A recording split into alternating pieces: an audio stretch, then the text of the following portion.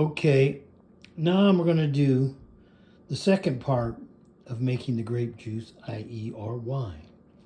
First, I want to start out with an 8-quart pot, and then I have a food mill. This is called a food mill, and what this does, if you look down on the inside, it spins around, and what happens is that what it does is basically run the pulp over the grate there, so the juice goes through and then it keeps the pulp and the seeds in the pan here.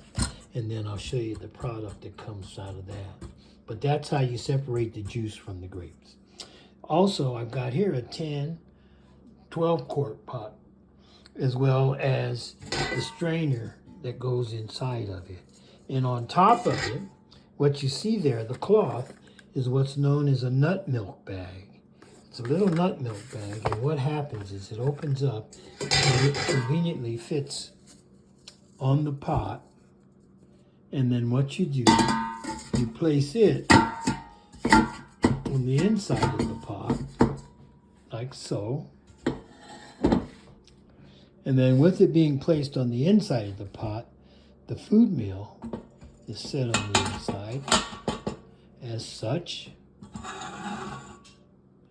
And then you put your product, the grapes, after you get through cooking them in the 8-quart pot, you put that in there, and then as you see, blade down below, as you turn around, of course it's hard to do this with only one hand, but the blade turns around, and then what it does, it smashes or pushes the product down in the juice, down into the pan, through the nut milk bag, where you end up with just juice in the bottom of the pot.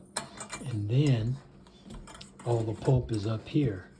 Now the byproduct of that pulp, you can see, is right here. This is the byproduct of the pulp. See if I can get you down in there. That's pretty well much here.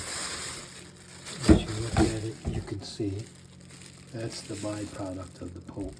I usually sit it in the book and leave it around until I'm totally done, and then at that time I can get just a little more juice out of it. Over here on the stove, what you're looking at is the actual juice. With the juice over here, what I've done, I've taken and put in about 1.5 cups to maybe 2 cups of sugar. And this is an 8-quart pot, so right now we're looking at about maybe 6 quarts in here. And it's stirred, and the fire's on simmer. And what happens here, what I'll try to do is get it right to the taste, the right amount of sweetness. Now, I don't care for a lot of sweetness, but just enough to remove some of the